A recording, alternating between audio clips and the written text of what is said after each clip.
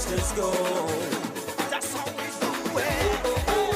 Do this from Bahama, straight down to Inawa. Then the whole damn region from the jam to red spread. Yeah, we got lime at it. Take a wine on somebody. Can't wait, can't wait, can't wait. I can't wait to dance. Let the rhythm take you home and don't be shy. Speaking my head to dance away the night. No matter where we go, it's up to you. Let's do it. Alright, Drinking rum, 'cause we having fun. living up till the weekend done. 'Cause we come to dance till we meet the sun. I gon' live it up. Happy hour. What's this now? You know you didn't work hard. Huh? You didn't put 100% on the J.O.B. Now it's time to put 100% in the body. That's how we do it. 1, 2, 3, hey! Show your hands in the air. Jump up and wear. Y'all done winding the waist. 6:30, girl, don't misbehave. Show your hands in the air. Jump up and wear. Y'all done winding the waist. 6:30, girl, come misbehave. Let the rhythm take you home and don't be shy. Speaking my head to dance away the night. No matter where we go, it's up to you. Let's do it. Yeah, yeah, yeah. Drinking rum, 'cause we having fun. Having fun. Till the weekend done. 'Cause we come to dance till we meet the sun. I gon' live it up. Have a happy hour. Drinking rum, 'cause we having fun. Oh, yeah. Till the weekend done. 'Cause we come to dance till we meet the sun. The aftermath of every social revolution brings about change. Cultural norms and landmarks shift as our minds and hearts expand beyond the familiar. To everything, there is a season and a time to every purpose in the land of the living. This is our time to renew, revive, and restore the hope lost to the busyness of life. This is our time to dig again and rebuild from the storms of our past on a solid footing that holds. Welcome to The Foundation. Foundation. Good afternoon, ladies and gentlemen, boys and girls, children of all ages, all around the world. Good afternoon. I hope you guys are good out there, jamming with you on this beautiful, absolutely gorgeous Tuesday afternoon, July 7th, 2026. I am so happy to be with you, and I pray that all is well with you and your family. As we're out there making these particular things happen, I hope that you're good as we continue to be able to jam and move forward and make some things happen with you guys. It's a great day. Always grateful to be here with you. Guys, make sure you check me out. We are located on Top of the Hill Market Street, number 47A, Top of the Hill Market Street. And also, you can be able to check me out online, 242 Foundation 242. You can be able to check me out, thefoundation242.com, thefoundation242.com. We're in this space. We're ever expanding and always grateful to be here with you as we continue to be able to push forward and make these things happen. It is a glorious day to be in the land of the living. Got to shout out my good, decent people who continues to be able to support us. Got to shout out those persons over there at Carpet World. You want to be able to go and check them out. Carpet World, they got a great deal of things going on. 53% off right now. Right now, you can go down there and be able to get yourself 53% off for the Independence holiday. As they see it, being able to identify these particular things. You want to do that, ask for my good, decent friend, Kyle Williams, and he can be able to take care of you. The numbers you can call today if you want to be able to get here and find out more information is 341-8671. That's 341-8671. They are located on Blue Hill Road South. So that means that when you get it south, you can be able to see them in that kind of a capacity. And your guests going over this particular space, you can go down there and be able to get that thing taken care of. All right, so Blue Hill Road South. After you then part the roundabout and you headed south, it's going to be on the right-hand side. If you're heading north, when you're coming from south, it's going to be on the left-hand side. You can see two big, flags in the air right now saying Sale, Carpet World Sale. Give them a call, 341-8671. Get yourself carpet, get yourself vinyl floors, get yourself tiles. I got these nice little wood tiles for like $55 a box, This was an affordable thing for me. Like $55 a box. I thought it was good. I thought it was a good price. Tiles are beautiful. They have great selection in those particular spaces, so you can be able to get that and get those things taken care of. So go and check it out, right? So they're in that space, and they can do that for you. Also, got to shout out my good decent people over at Coco Plum Wellness. Coco Plum Wellness for the hydrocolonic. What's the hydrocolonic? We then talked about this. This is the hydration of your colon that has been deprived like a desert for a very long time from all of that meat and pasta that you've been eating, and macaroni and coleslaw and 5 pieces of chicken, macaroni and cheese, roast beef, pork chop, rice and black eyed peas, stew conch, crack conch salad too, potato salad and coleslaw, just all that in your colon right now. From when you was on the cruise 12 years ago, it's still there. How do we get rid of it? Go down to get yourself a hydrocolonic brand. You want to be able to go down to my good friend, Dr. Teresa Adling Smith. She can be able to take very good care of you. Make sure that you're accommodated in those areas. Make sure that you're comfortable. She runs you through the entire process. And sometimes you need to be able to get 1 and 2 and 3 different types of opportunities. You want to be able to get all of that mess out of you. You want to find yourself in this position where you're really being able to revive, renew, and restore your life. You're going to go down there and get yourself a hydrocolonic, all right? They hydrate the walls of your colon and put you in a good position to be able to succeed. Yeah, bounce back and make these things happen and find yourself being able to feel restored, rejuvenated, and revived. You want to be able to do that. Coco Plum Wellness, give them a call, 445-8111.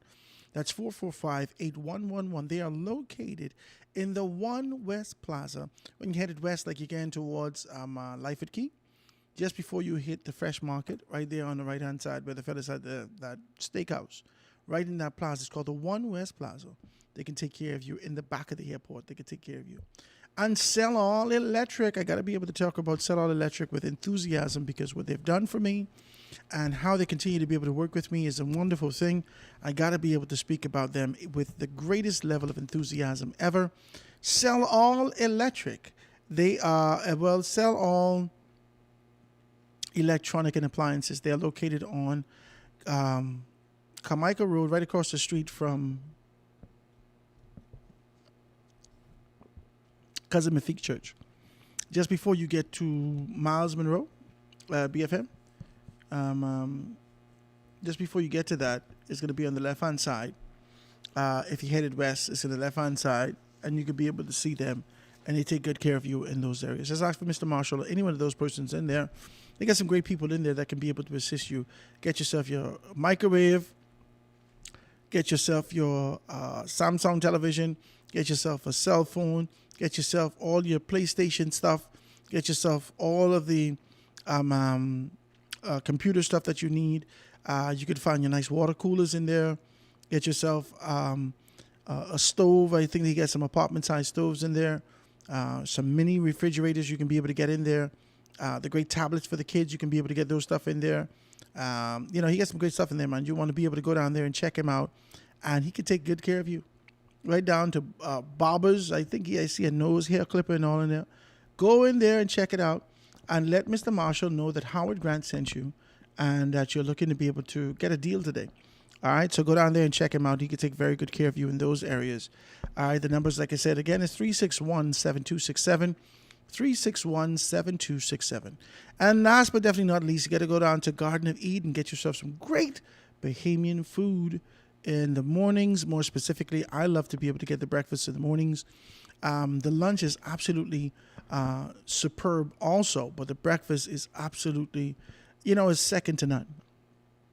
It's for you to be able to get some stew conch, some stew fish, some boiled fish, some boiled stew, some sheep tongue sauce, some pig feet sauce, some chicken sauce, Johnny cake, cassava bread, potato bread. All these particular things are in one space, and you want to be able to enjoy that.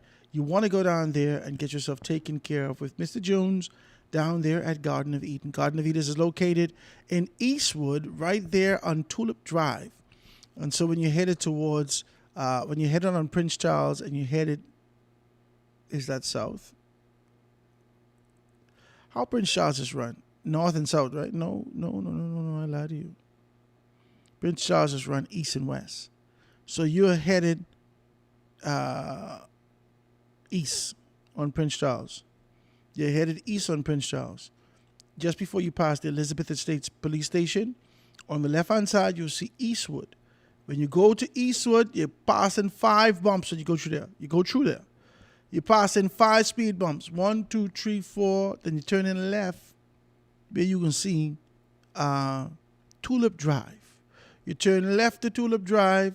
You go up the hill right there, and then you take a left right there. Tulip Drive. They can take good care of you and make sure that you're good in that area. That is called the Garden of Eden. He can take very good care of you, man. He got some great stuff in there, and he wants to make sure that you're in a good position, that you can get some things taken care of. You want to do that. Talk to me, man. This is a great place to be able to go. If you want to be able to just kind of, you don't want to dine in, you just want to be able to grab and go. 819-5574. 819-5574. And he could be able to assist you in those areas. Go in there and check him out and make sure that you're good in those areas. Guys, it's a tremendous amount that we need to talk about today as we continue to find ourselves at a crossroad for national growth and development, as we begin to find ourselves in this position where we're asking ourselves about the identity. And this keep coming up. I'm tired of the conversation. You know what I mean? Like it's who are we really? I feel like it's a cop-out. It's an excuse that we make for the mistakes that we accept. That's what that's how I've assessed it. It's an excuse that we don't know who we are really, that we make for the fact that we have accepted a lesser position. Yeah, we make this excuse. Well, Howard, we really don't know who we are, you know. Come on, man. Come on, man. I see God call us at the tender age of 53.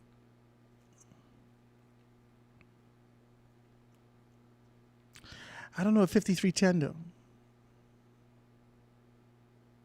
I don't know. At 53, the only thing tender is your knees. You can't get up. You got to do that. All of that to get up. You can't sit too low. You got to change your toilet. Make sure to get a higher one. You need a big, tall toilet. Yeah, because you can't get low. Your knees lock in place. That's the tender age that you associate with.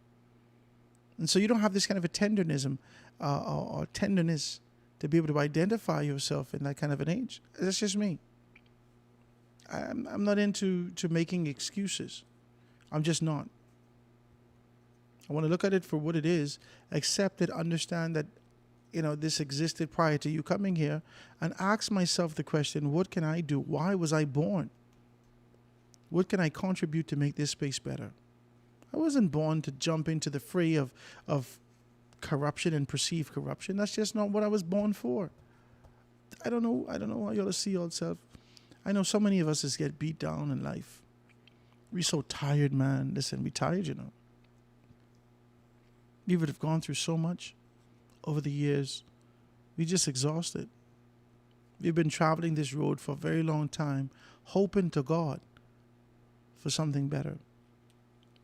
Our ancestors, they were beaten down to a pulp. They accepted and celebrated things like Boxing Day. They accepted and celebrated things like chicken foot sauce. They accepted and celebrated, and this is not just for Bahamians. This is across the black diaspora. From a global standpoint, black people have found the rejects, the discarded things of life, and really been able to make it mean something to them. Their creativity kicks in at every juncture, and they do their best with the little that they have. We've seen that example significantly in music.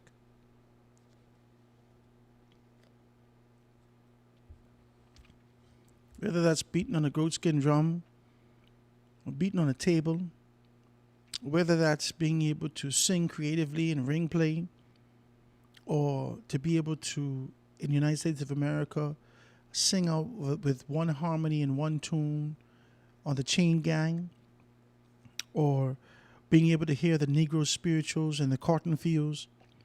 We have done everything that we can. Everything that we can. With the little that we have. And because we've done everything that we can with the little that we have, though we look from an external standpoint and we look at, different companies, different entities, different businesses, we look at the established position of a massa, quote unquote. We aspire for those things. But we never take the time out to recognize that we've created something ourselves. And I think that that's one of the issues that we have. Our exhaustion comes from the fact that it seems so easy for the quote-unquote white man. And anything as it relates to corporation, people just identify a label and they put a label on it. I'm not saying this has to do with a particular color or skin color. There's a concept associated in the minds of many of those that are black and brown in our society that identify these things through a lens. That's just what it is. And so you say that this is the success of the white man, and your aspirations is to achieve that success that you perceive from the white man, rejecting your creativity, rejecting your community, rejecting your unity, accepting this sort of a cutthroat position of the white man. And the community that you would have come from, you become foreign to that space. So I accept it, man. This is an exhausting experience. Life has been exhausting for us. And we do everything to tap into our creativity so we could be able to find ourselves alleviated, distracted, distant from the realities of the life of tribulation that we live. I accept what you're saying. I accept what you're saying. Howard, it ain't easy. I accept it. Howard, this life ain't easy. I accept it.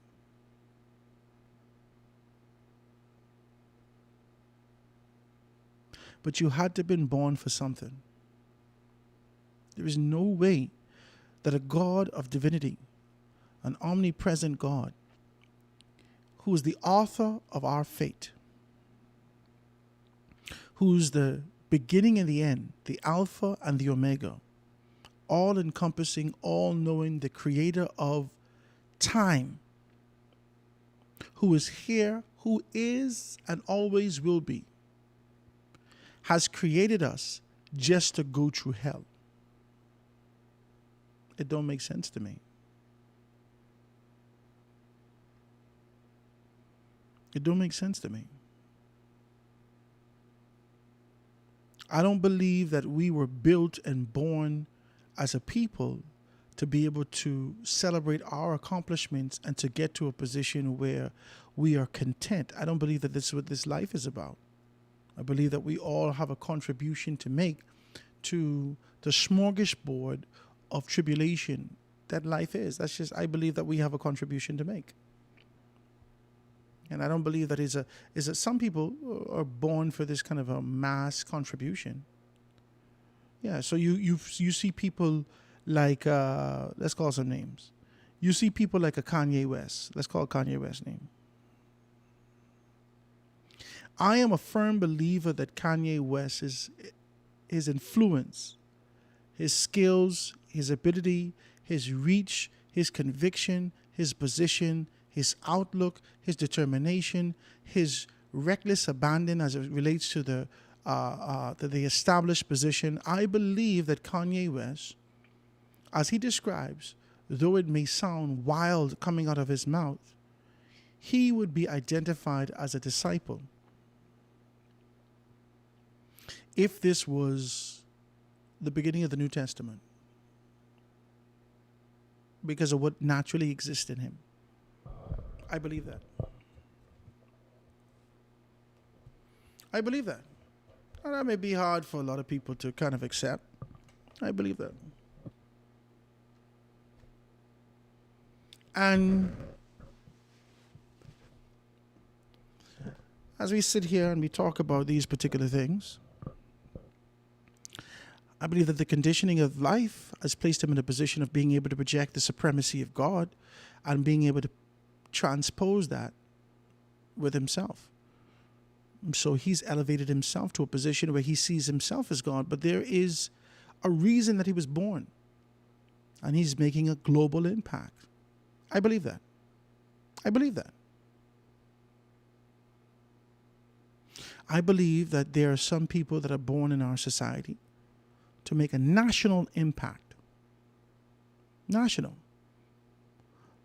And we've seen these particular people, whether they be our prime ministers, whether they be politicians, whether they be businessmen, whether they be athletes.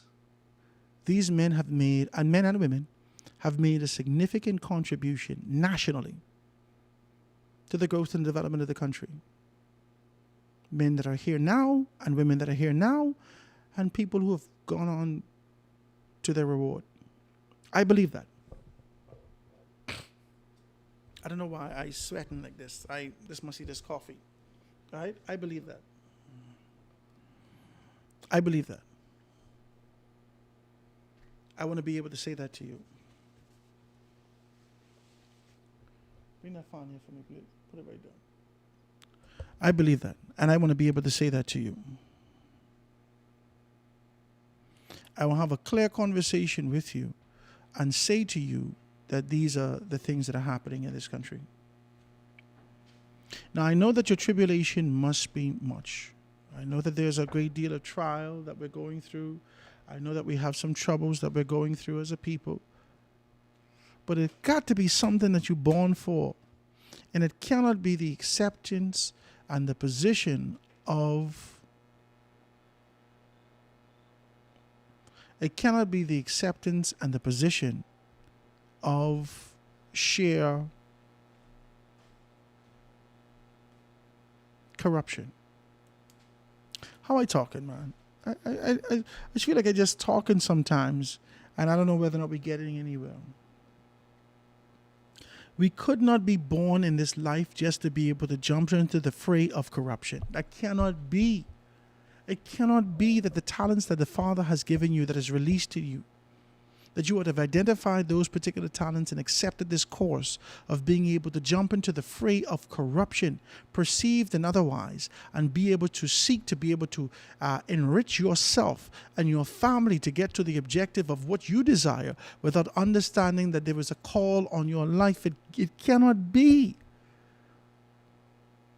It cannot be that you accept corruption. It cannot be that you turn a blind eye to these particular things and hope to God that these opportunities come to you one day. It cannot be.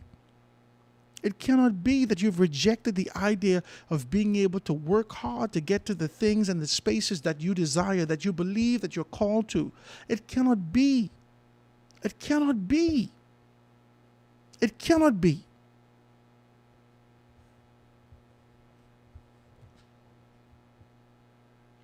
It cannot be that you don't see yourself better than this.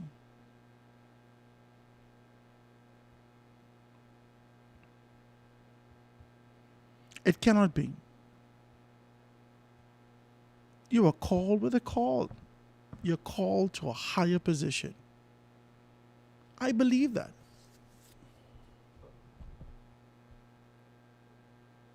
I believe that.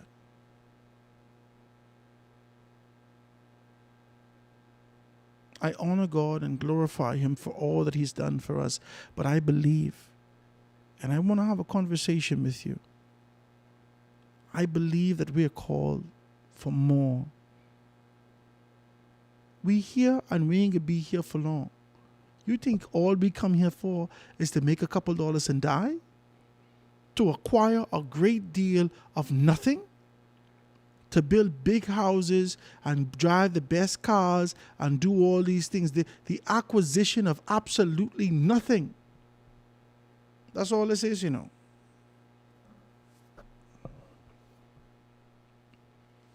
The acquisition of nothingness. And you don't see the value of the intangibles of being able to pour back into somebody's life. You've accepted the position of the darkness that has permeated our society. You've accepted it.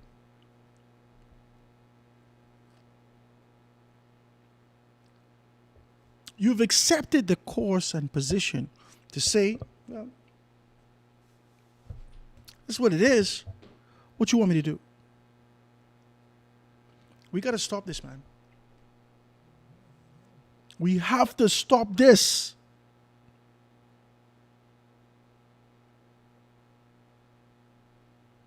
We got to deal with corruption in our country. We got to deal with thieving. We got to deal with the lack of motivation. We got to deal with the lack of vision. We got to deal with these people who have taken on a dark course. We got to be able to identify and pull out the darkness that exists in our system. We got to be able to stand firm in what we're doing. And it doesn't have to be everyone. It has to be those who are convicted, those who have that kind of an urge within the depths of their stomachs, in their belly, in their heart, that continues to be able to wake up in the middle of the night, that continues to be able to have dreams about these things. That, listen, it ain't everybody, and that's okay. This ain't for everybody. It's okay. It's okay. Everybody ain't gonna make it in. It's okay. But for those of us who find ourselves in this position and cowtailing and cowering, afraid to be able to stand up and step out, for you are the very first people. You are the very first people that Revelations talks about. You are a coward. You believe that hiding behind a child, I don't get in people's business, you know. Trust me. I just don't bother. Trust me, man. You have to let people do what they do. And I don't get nobody business, child. I just don't. Who? Getting them people organization? Why? Let them do what they have to do. They can be stupid before me. I ain't going to do that. You are a coward. I must go telling people about Jesus Christ. All these people talking about Jesus Christ, and I must go, If they know enough of this, if they want to get saved, they can get saved.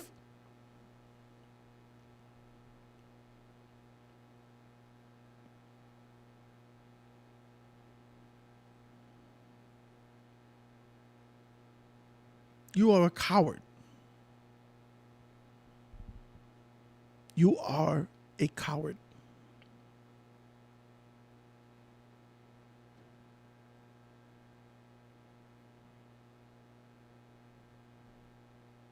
And I don't say that with this sort of a position to be able to condemn you. I just got to be able to alert you and make you to understand that maybe you didn't know. Maybe you didn't know that your non-participation is cowardly. That if there's a call on your life and you could feel the urge to move towards being able to rectify a position, whether that is to be able to assist as it relates to being able to whether that is in your position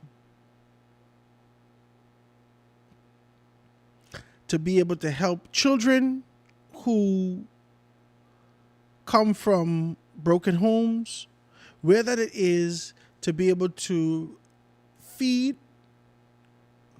be a participant of being able to feed people, whether that is to be able to help them with financial literacy, whether that is to be a voice that come up, whether that is to develop an app to be able to assist children that can be able to speak about some of the ills that are happening in their homes, whether that is to be able to help with softball and so forth and so on, the talents that exist. You have something to do in this society. You have something to do. You come here, you go to your job, you come home, you take off your clothes, you walk up and down in your underwear and your t-shirt, and you relax home all Jesus Day until it's time to go back to work tomorrow. And then you go to church on Sunday and say, oh, Shatomanande, Jesus. Glory to God. God has been so good. Oh, you need to stop it. You need to stop it. You're not contributing to the growth and development of this society. You look at your pastor and say, why is he or she spending all of this money? You look at these people and you automatically put this sort of, because you have a veil over your eyes. There's a veil. And the only thing that you could see is the condition, corruption that exists in our society. But you have to push past that. You think I care what my church do when I didn't give my money? Oh, Howard, that's you. But I can't get my money. Listen. Listen.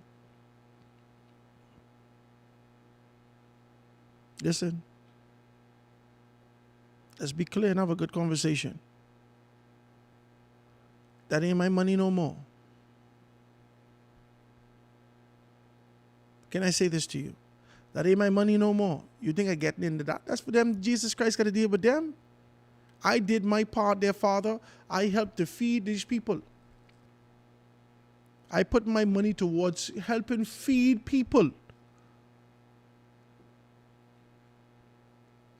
If Bishop Hansel show up right now with a Mercedes-Benz with a Maybach for $550,000, that ain't my business. If Lawrence Roll buy a mansion, that ain't my business. I'm just trying to be clear with you to make you to understand something.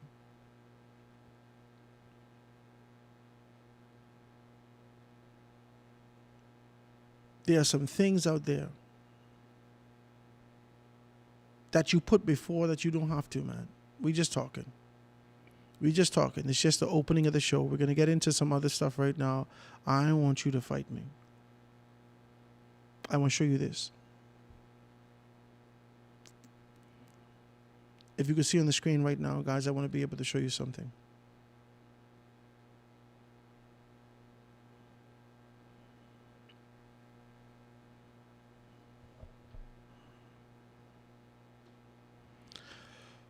Revelation chapter 28, verse 8. But as for the cowards and unbelieving, the abominable, who are devoid of character and personal integrity and practice or tolerate immorality.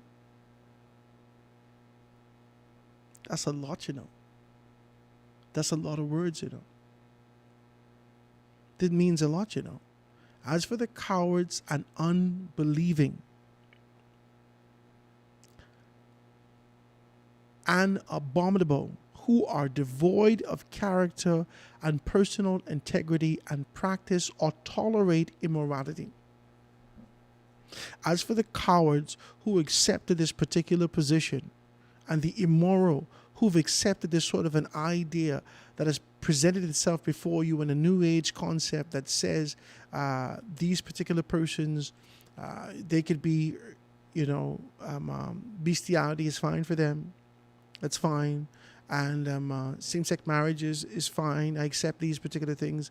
As for the persons who lack that kind of a personal integrity and practice or tolerate this immorality, and immorality is not a social, there's not a social element that can be identified for that.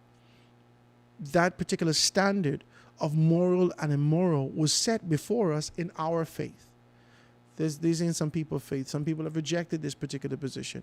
But as for those people who've recognized that there is a caliber, there is a bar that was set with the integrity and moral position that's rooted in our faith, for those persons who've accepted pastors, preachers, teachers, church, all these particular things, who have accepted or tolerate the immorality that's being repackaged, redistributed, reworded, and delivered to us.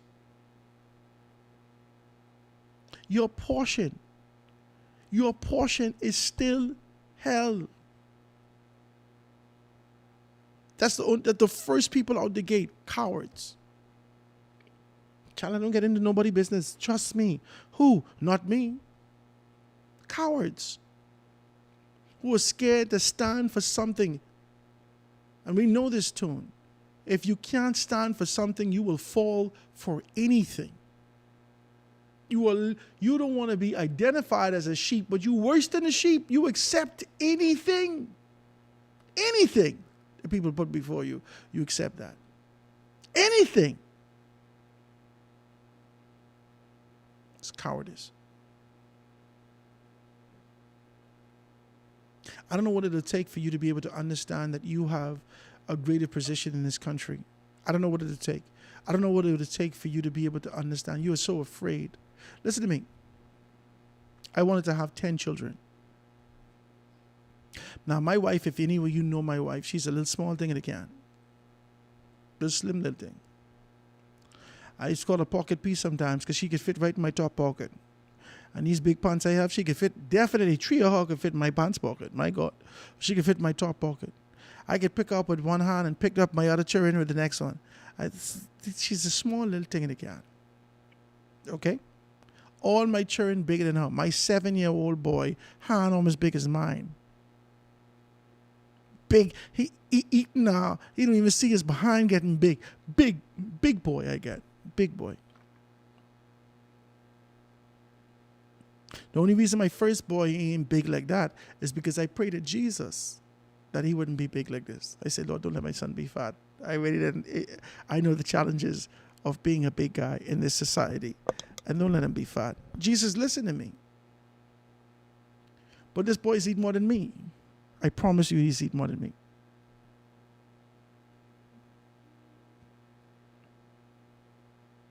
From I saw it, and I said, Lord, I tampering with your thing. If you can let the children be big, let them be big, Jesus. Sorry about that. And I get out of that. Every other one, except my baby girl, she's very peculiar, but she like bread. Bread make me big. She love bread.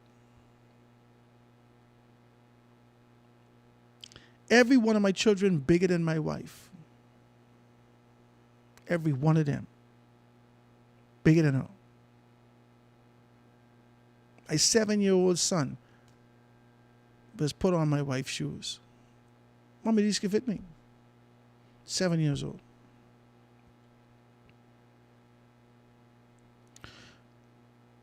I wanted to have 10 children. But every pregnancy has its challenges. And I said, Jesus, I can't get my wife for these children. I want Jesus. I can't. I can't allow it to happen.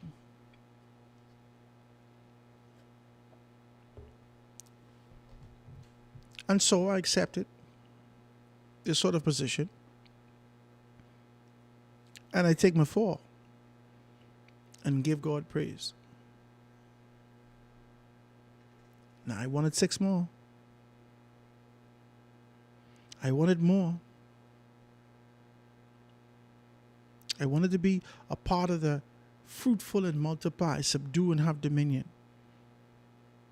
I wanted that. Only because I didn't want to hurt the woman. I said, Lord, let your will be done. We have to contribute to this life, guys. We have to contribute with a conscious understanding. It doesn't matter what you would have learned or you didn't learn when you were young. It doesn't matter if you believed at one point and you no longer believe. I didn't ask you about your faith and whether or not you were a part of the army of Christians that believe in Jesus Christ to be able to move in the direction. I didn't ask whether or not you were an atheist. There is a social responsibility that we have. Anyone and everyone who have come through the birth canal in this life, in this country, we have a contribution to make to the land that we live in. I hate people after you dead, they want to find, they scratching to find good things about you. You have never done anything. All you did was come in, get your job, go. You could tell about the people who would have contributed to other person's life. Their wedding book out, their funeral book out, their right when they dead, people coming to the house and bringing things and so forth and so on because they made a difference in their life. It's time for you to make a difference in somebody's life. You would have acquired money, you acquired a position, you in a settled position, your children are taken care of, you got more money than you need to be able to. You can't spend this money that you have in 2 lifetimes, but you need to have that. You're not investing in anybody. You look at everybody with your nose elevated in a snobbish position. You will be gone from here in no time. Find a way to touch the lives of our people in this country. Find a way to invest in somebody who pouring back into the community. Find a way. Find a way. I remember I went to somebody and I asked them for money. I ain't gonna call the people's name. I went to them. I mean, listen to me. Well established in this country, well established. Big money. Big money. And they told me to come to them. They told me to come to them. They tell me to come to them. They say, come, tell me what you, I come. And I sit down and I talk about these things. But because I didn't articulate my vision that speak to immediate gratification and saying how they can get their return on investment, right? They already dismissed the conversation, but they will have more and more conversation with me. I don't have time for this. 3 meetings I gone to with this man. He's sitting down and he leaning back in the chair with his eyes closed. And saying to me, well, Howard, what about this? And what about that? No. And what about this? And what about that? And I saying to him, I hear what you're saying. That's what I said to him. I said, but there is a greater goal. And this is how we got to help some people. You can't hear that. Multi-millionaire, I would not be surprised if the man is a billionaire. And he can't hear that investing back in people would give you the reciprocity to understand your part socially to help people. I don't have nothing. And the only thing I need to do is leave a mark to transform the minds and the hearts of people who've been broken and traveling through this kind of a brokenness for a very long time. You have accepted the posture and the position of capitalism and rejected the idea of community and socialism.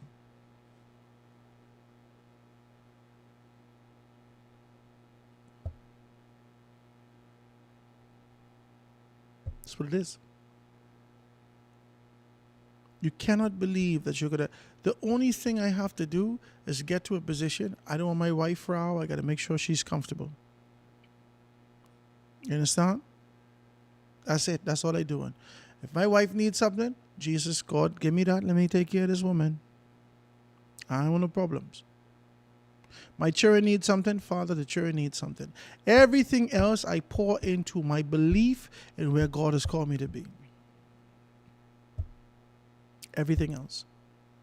Oh, Howard, you're a fool. It's okay. It's okay.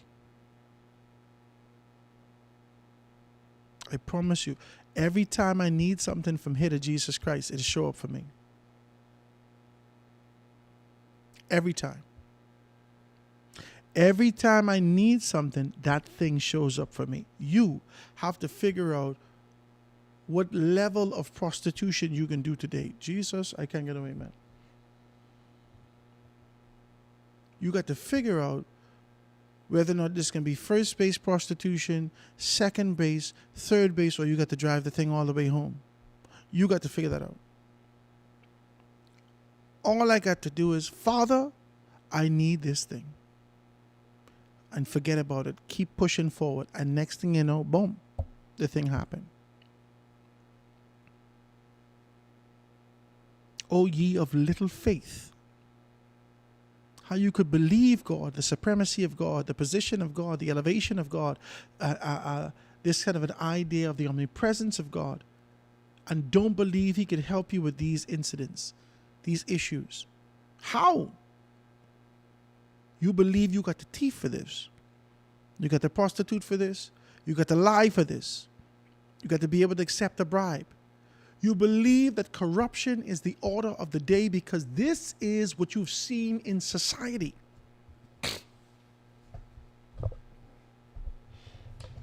And if you see it in society, then it must be right.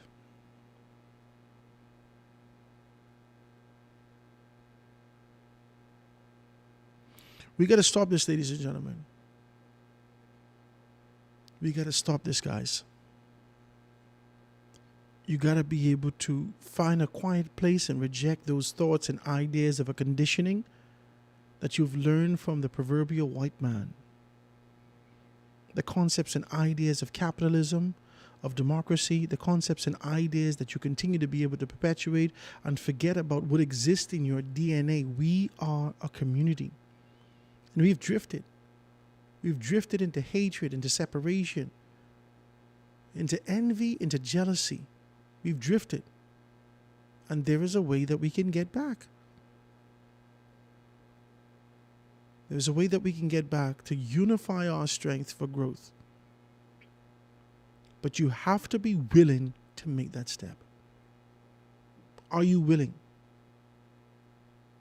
I look at the papers, I listen into these things, I listen into people, and I hear in this kind of I have a problem, to hell with everybody, I have a problem, to hell with everybody. We can do better than this. I admire 8 Mile Rock, you know. I admire the first generation people who lived in the constituency of 8 Mile Rock. I admire the second generation. I admire the third generation. I admire those men and women who understood that we had land, and for us to be able to build on the land, we had to make some sacrifices and build with our hands. I admire that. This idea of instant gratification and the introduction of the banks has changed everything in our society. This equality that you seek after has changed everything in our society.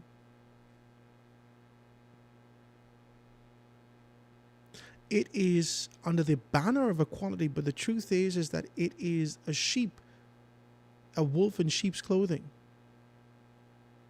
Because though it presents itself as equality and we're on the same tier as those men and women who would have had generations and generations ahead of us in establishment, and now that we're on the same tier and position, we end up in debt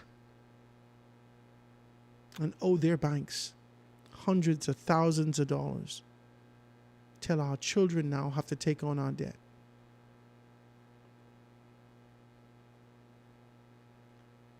It's a facade. It's not real. It's a fallacy. It's not real. It's not real. It's not empowerment. It's not access. It's not opportunity. It's not real. It's designed to be able to pull us down. The introduction of politics and democracy associated with those particular things and cause us to be able to identify a target on a back of people that we've put in charge. This is not real. There's no desire for solutions. There's only a position that we are the only ones that can find a solution. F&Ms. We are the only ones that can find a solution. PLPs. We are the only ones that can find a solution. COI, DNA, and others. Reject the idea of real solutions. We got to do better than this, guys. I'm overwhelmed with this, man. I'm overwhelmed with this.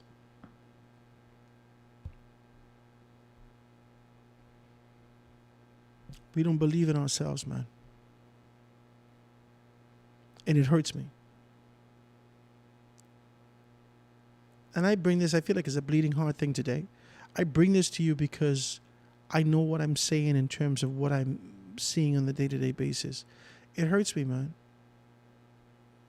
It hurts me. I know what I'm engaging. Everyone, old and young, only looking for a position for themselves.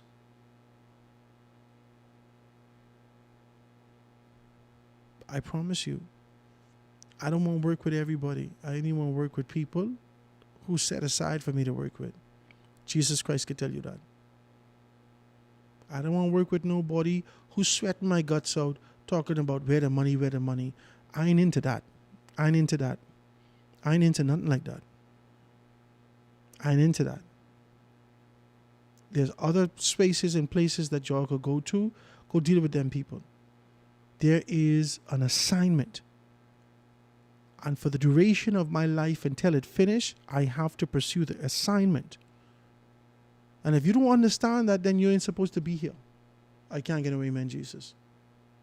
I ain't into that. My assignment is not corruption.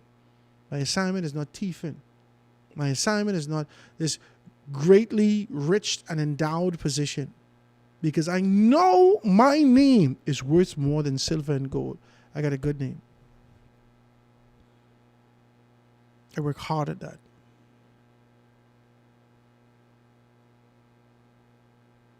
Let's get back on track, guys.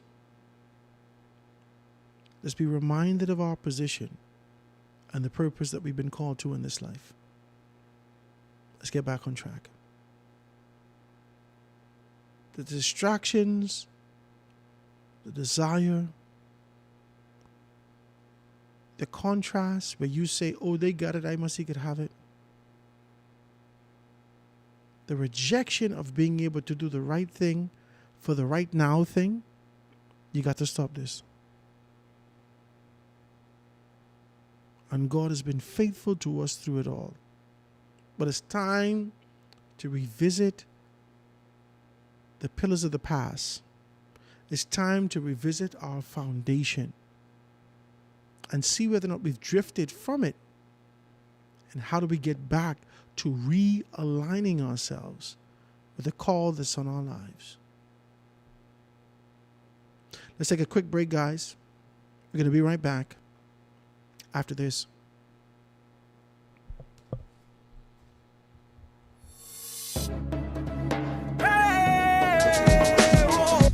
With Howard Grant. We'll be back right after this. The foundation.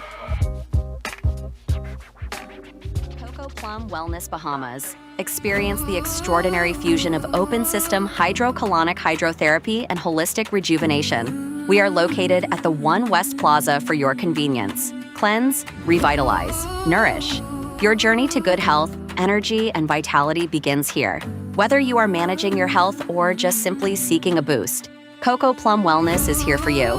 Call 242-818-7586. Your wellness comes first. You are in tuned to Foundation Radio 89.5 FM. Great talk, great music, and a great staff. Reach your customers in style by advertising with us. We have a great platform and great quality reaching the island of Nassau. Call us at 242-827-0111. Foundation Radio. Advertising made easy.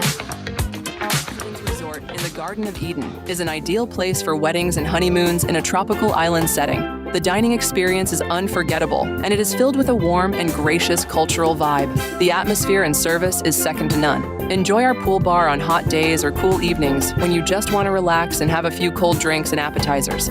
We are located at Eastwood, Fox Hill, Nassau, Bahamas. Phone 242-819-5574. That's Residence Resort in the Garden of Eden. Come stay with us. Our carpets are the best in the world. Visit Carpet World on Baloo Hill Road for the most luxurious collection of fine carpets. Call 341-8671 and visit our store, offering a wide selection in commercial and residential indoor and outdoor carpets, tiles, area mats, and much, much more. Carpet World and Flooring. Call us at 341-8671. We are at Baloo Hill Road waiting to serve you. The Foundation with Howard Grant. Only on 89.5 FM Foundation Radio. I want to know about it. I need you to hold me tight tonight. Yeah, yeah, yeah. My body all up on yours would be nice. Yeah, yeah, yeah, yeah. Give me what I want, sweet boy. Give me what I need. You got me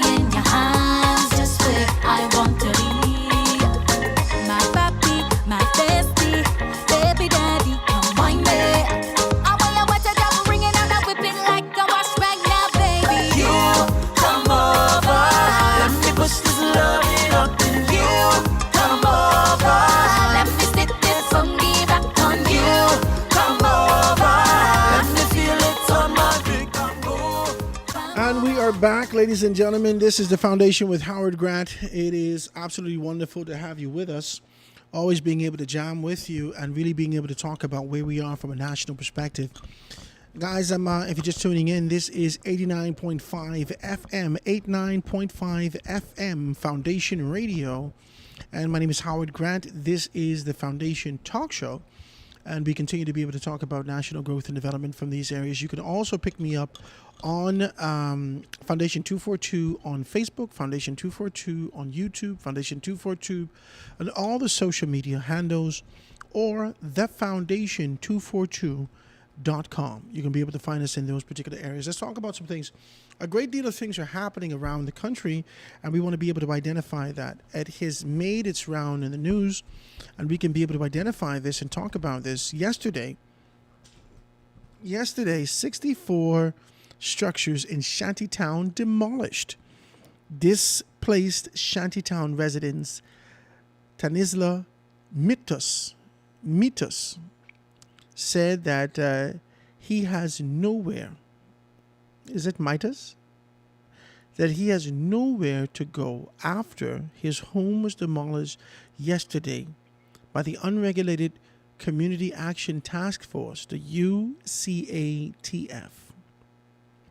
64 out of 67 structures at the Montgomery Shantytown off Cowpen, because they keep saying Montgomery Town Shanty. They kept saying that yesterday.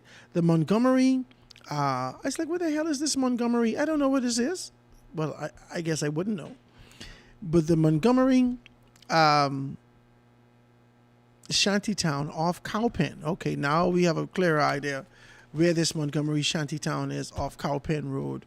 I guess it's closer to Faith Avenue. I think I know what you're talking about. So the Montgomery, Shantytown off Cowpen were destroyed yesterday morning. 3 of the structures are under investigation because they have permits, but the authenticity of the permits must be verified, government officials said. So before they tear it down, they can authenticate the permits. I have lived 28 years in the Bahamas. This is what Midas said. I've lived 28 years in the Bahamas. And then he goes on to say,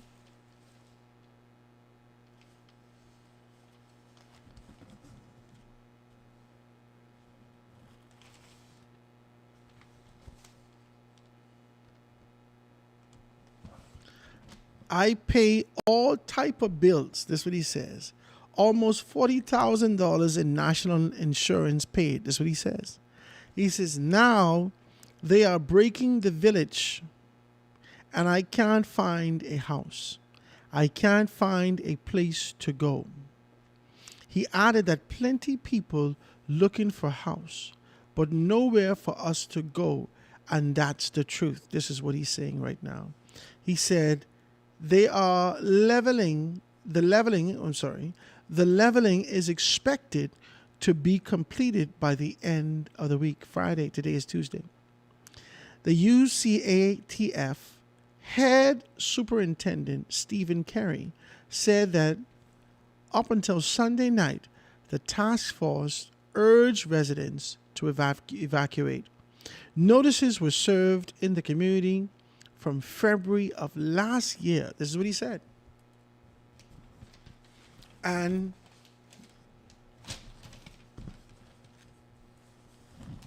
let's read it. He said, and at this demolition site, we've been making several checks in the area, giving the persons in the area warnings to move. Yesterday was the final day of warning, and this morning we're here doing our due diligence.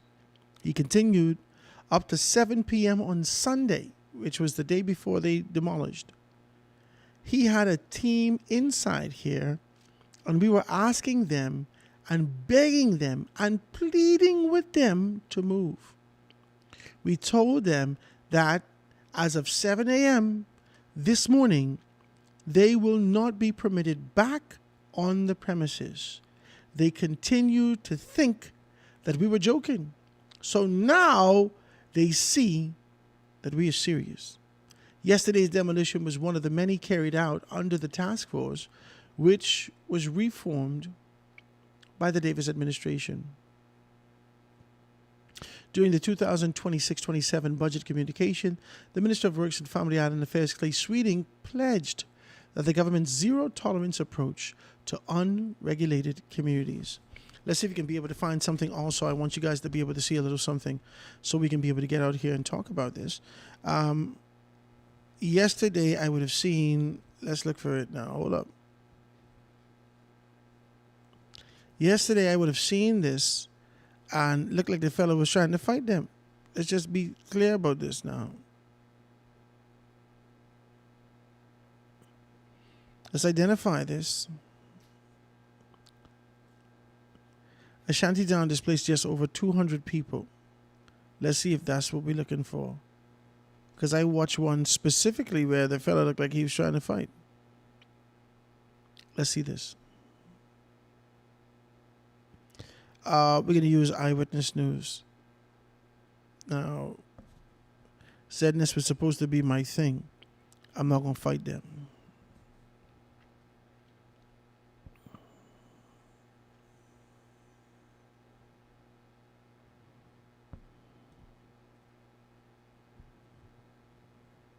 Guys, you can check me out if you're looking at it. Foundation 242. It'll pop up right now and we can be able to see it.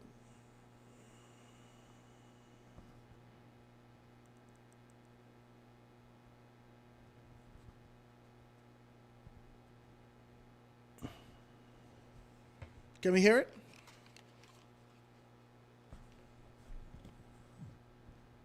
Can we hear it? This on the I feel in the bad. Hold on. Let's go back and pull it up. Hold up.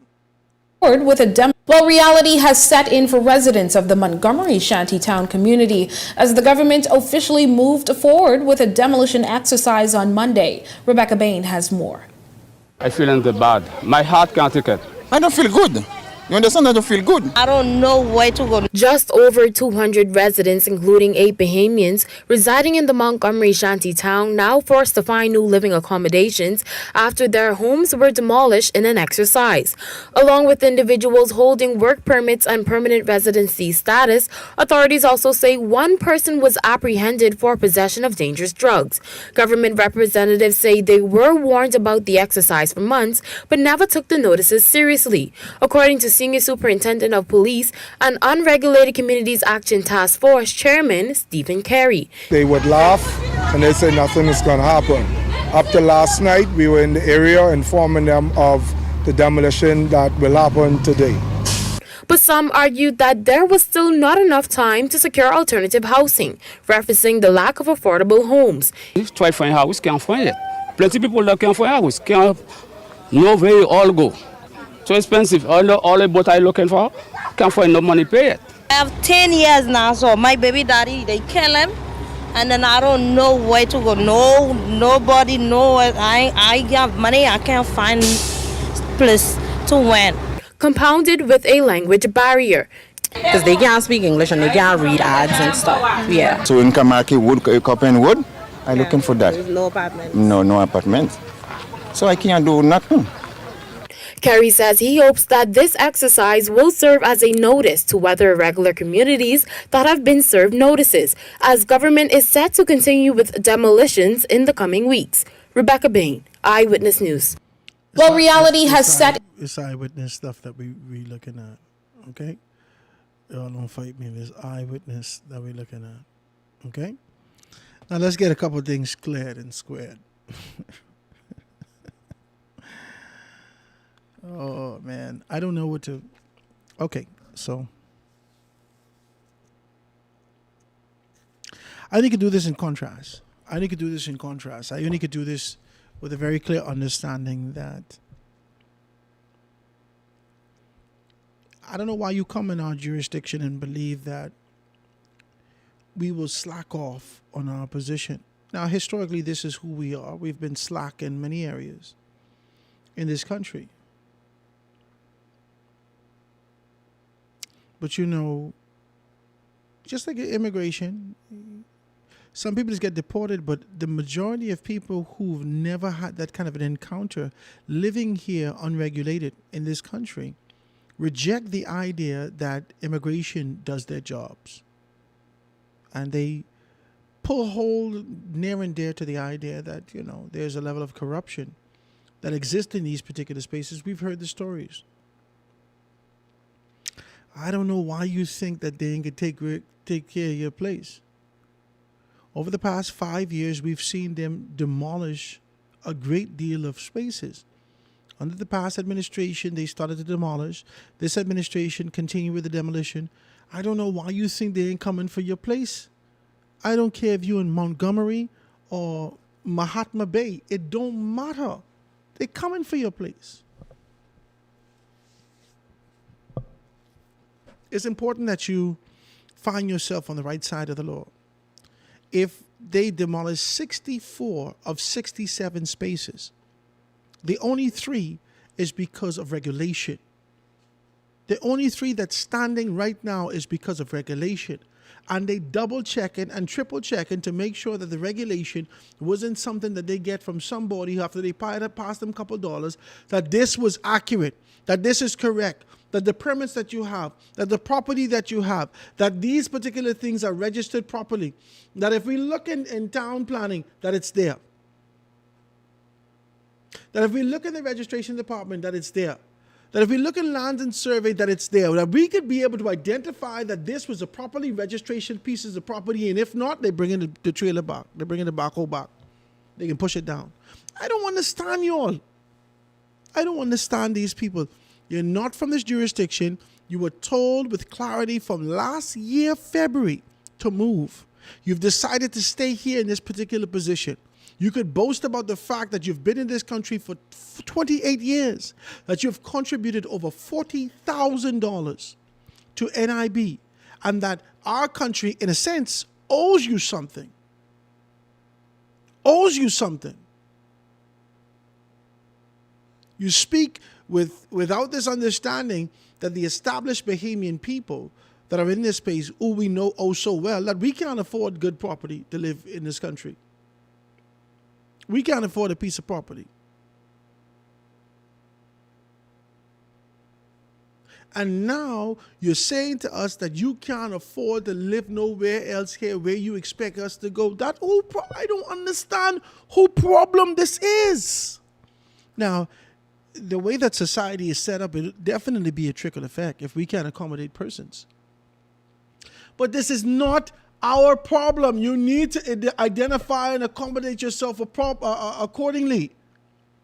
There are many Bahamians that establishes businesses that do all these particular things, and if they don't get these things done, the people come push your building down. They come and push your building down.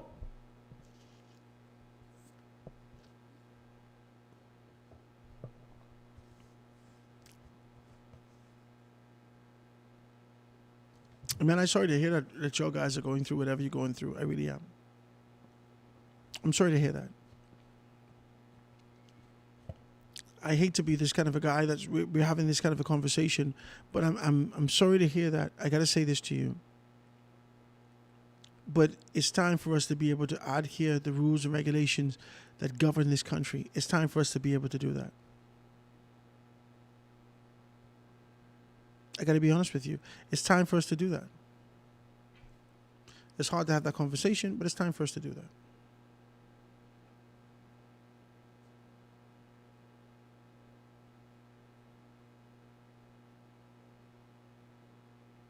We got to figure these things out.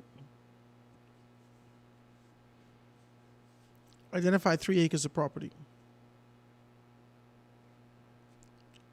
I know someone who tell me that they know where 3 acres of property exists right now. Identify 3 to 5 acres of property. Come together and put your money together. Why are you telling them to do it? Yeah, no, if they can do it, they can do it properly. Let's do it properly. You got 200 people who making at least $20,000 a year. Let's call it $15,000 a year. $15,000 a year. You got 200 people who making at least $15,000 a year.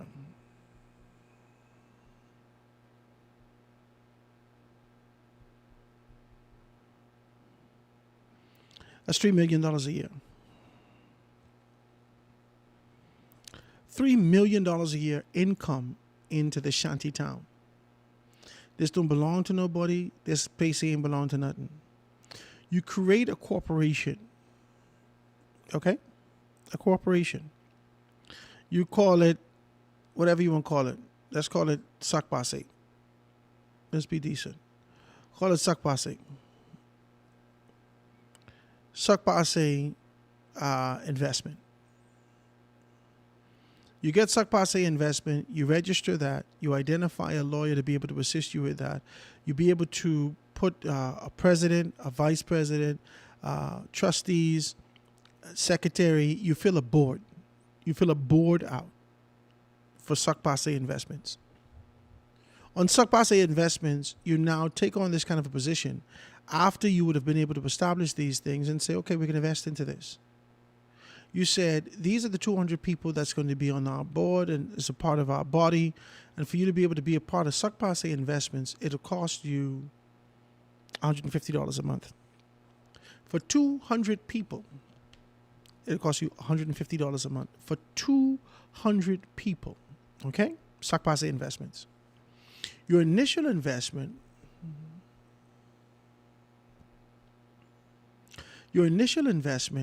has to be, let's call it, for each person, your initial investment has to be about $5,000.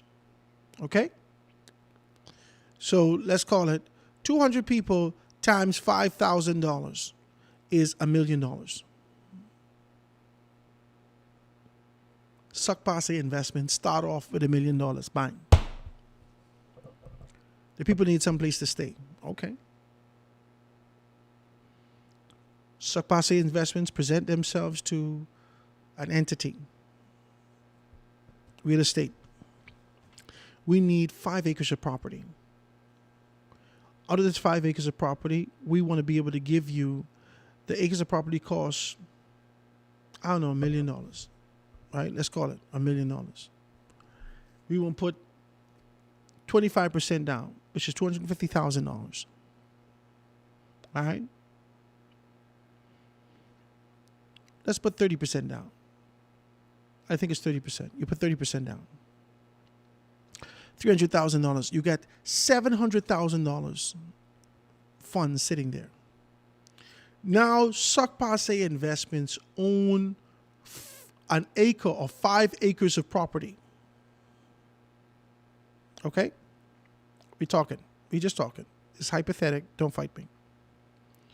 With that, you now acquired this piece of property. You put $300,000. They tell you have to pay X amount a month. After they've made their initial $5,000 investment, you say to them, over the course of time, this is important that you be able to have this investment of $150 a month per person.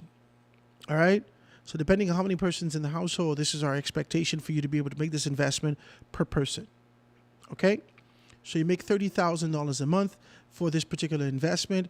Sakpase Investments take $30,000 and we put, let's call it $10,000 a month towards the actual acquisition of this property. Let's call it $10,000 a month, which is $120,000 a year. Okay? For the ownership of this $1 million piece of property, you have it now. In fact, a lot of this, because the basing would be that a lot of this could be able to go to, I don't know, I guess the escrow. Now you're in a position where you're making money, you own land, you could develop the land, you identify the land, you get town planning, you set up the land accordingly, you cut the properties up into 50, 50, 50, 50, 50, 50, 50 plots, whatever the case may be. Now you're selling property. You're selling property. You're selling property. The people who were initial investors for $5,000, they get a plot of land 50 by 50. You create a standard and you say to them, hey, listen, on this particular plot, we need you to build your house like this, like this, like this. You got 3 options, okay? You can build it out of wood. This is how it would have to look on wood. If you build it out of wood, this is the part that you're going to have to build. You can build it out of stone. This is what you have to build, all right?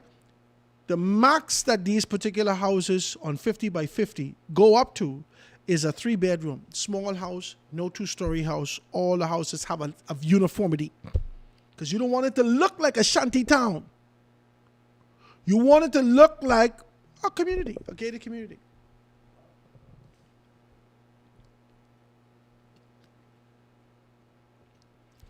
Now, for $50 and for $5,000 investment, and then for $150 a month, you own 50 by 50.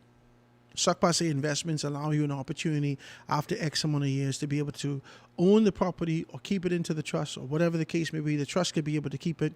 After the trust has it, when we rent it, if you decide to move off, you could be able to still get income from this particular property and we'll maintain it for you, so forth and so on. Sac Passe Investment could do this.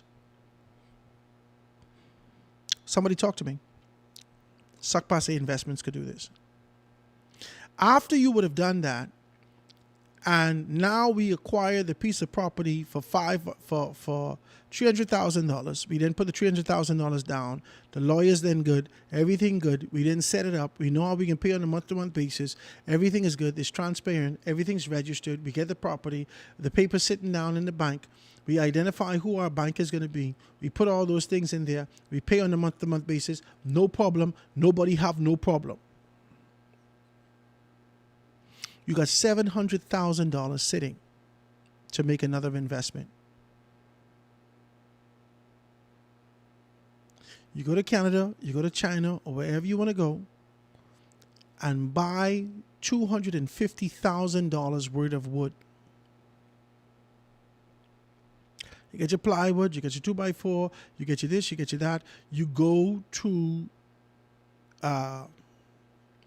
Dominican Republic, and you put $75,000 on bricks, and you bring them in.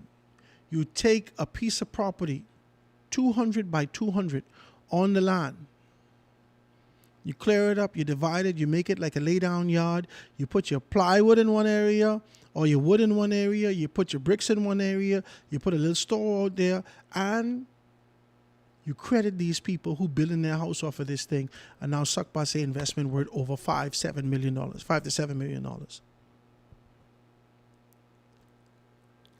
You're living in this country, you ain't thinking, you're rowing, you're fighting, you think people owe you something. Nobody owe you nothing.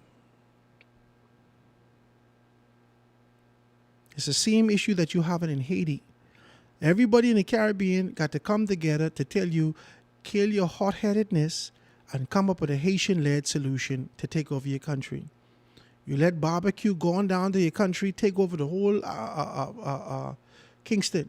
Anytime you tell a Haitian that you got barbecue running the whole, not Kingston, Port-au-Prince, you let barbecue run the whole of Haiti. Oh, it's not the whole of Haiti, it's only Port-au-Prince. Who cares? You all can't do nothing with barbecue? What you can do with barbecue? Nothing. Who cares? The whole of the Caribbean got to come together to help you find a Haitian-led solution. There's no reason for people of your caliber, of your fight, your tenacity, your determination to be sitting in the position where you always have to wait hand and foot for somebody to give you something. You're making money every day. Every day. Listen, you don't even want to eat fast food. You're making money every day. And you ain't reinvesting it. You ain't putting it back in your community. You ain't identifying how you could be able to do this. You never asked over 28 years how you could own something. You did what you thought was required by giving the national board $28,000. You don't need, listen to me. It's useless to say it's more us than them. It's useless for a Haitian to say it's more us than them.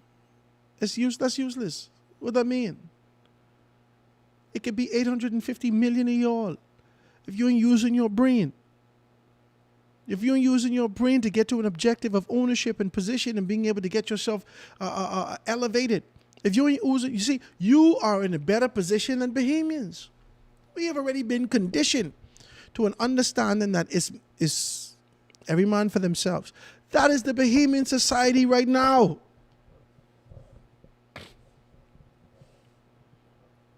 Our Bahamian society is placed in a position that is every man for himself. That is who we are. Every man for himself and God for us all. That is where we are in this society.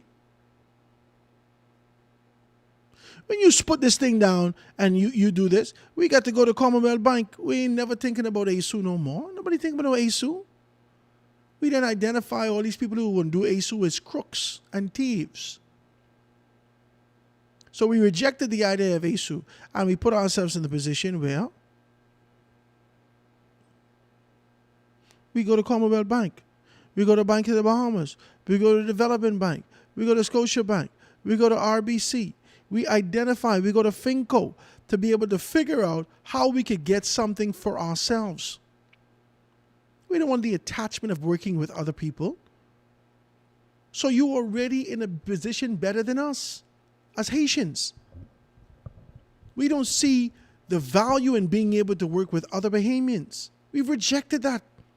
It took us some time, but we finally got it. After 1973, we finally found ourselves in the position rejecting the unity, the unification, and being able to get together as Bahamians. The only time that we do that is a celebratory time, that we can be able to identify a national monument or these kind of a traditional concepts. We've rejected those particular things. You, on the other hand, many of you who would have come here, if you're illegal or not, you found community and in impoverished positions. And because of this impoverished position, you are willing, 5 and 6 of you are willing to sleep in one room on one bed. Because you're here and you are in survival mode. And so if you want to survive, you got to put your money together. You ain't have no choice. You don't have no choice.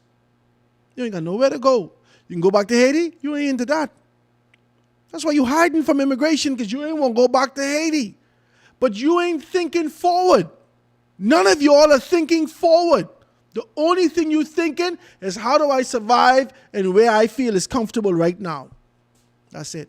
So you duck immigration, you duck this one, you duck that one. You ain't thinking forward.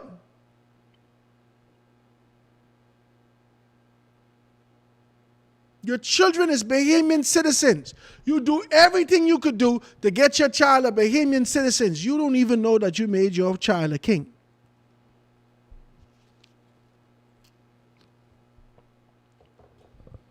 But only thing you could do with that is make sure your child get a government job. So whether that's police or immigration or whatever.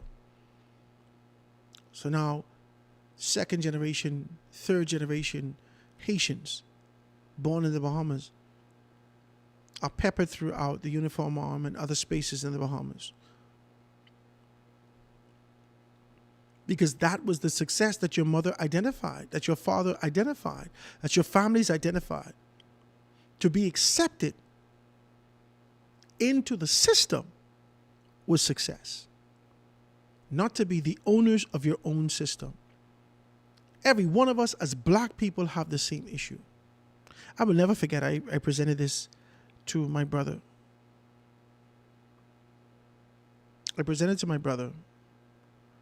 I said, there's a piece of property for about $900,000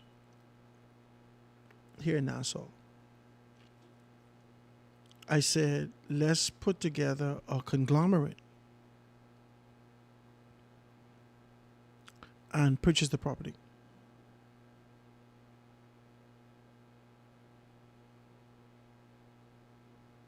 I said, every one of us will get X amount and we'll do this and we'll do that. He said, I know if I really want to do that. I said, what you mean? I know, me and my wife doing our own thing.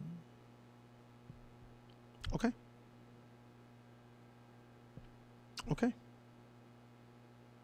Conversation finished. Never bring it up ever again. Never talking to you about business like this no more. I don't have to convince you about liberation, liberty, access, ownership. I don't have to convince you. If I have to convince you, then, you ain't supposed to jam with me. And then Rowdy come and he say, this is the same reason why I never want to do nothing with you, because you don't listen.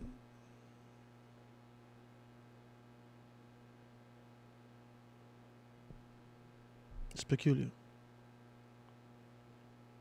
It's a peculiar thing. It's peculiar.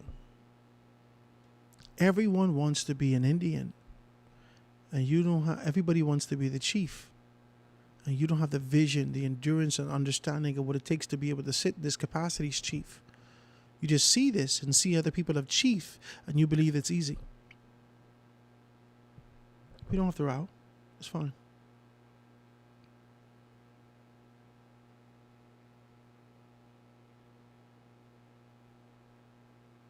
I don't want to sleep on the people's house. I don't like that.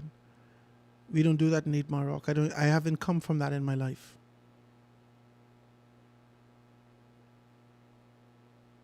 The closest, for me to be able to call my uncle, if something happened in my house, I got to run screaming his name. I got to run a good 2 minutes before he could hear me.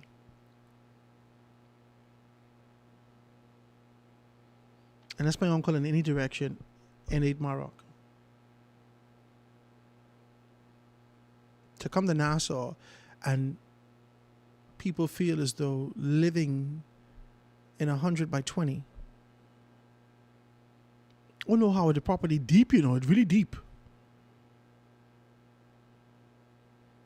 And you fighting with your neighbor about the boundary of where your fence could go. It ain't something that I come from.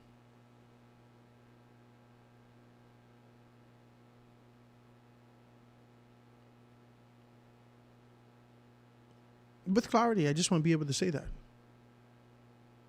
We have to figure ourselves out how to get out of this position. And the only way that we can do that is with community. I don't know this kind of a tight thing. I don't want to do this. There are opportunities that exist here to be able to empower yourself. There are opportunities that exist in this particular position to empower yourself. Talk to me. We got to do this. And we can't just sit down and think that, okay, once I'm liberated, I'm good. There are generations behind us. We have the responsibility of being able to show them this is what empowerment looks like.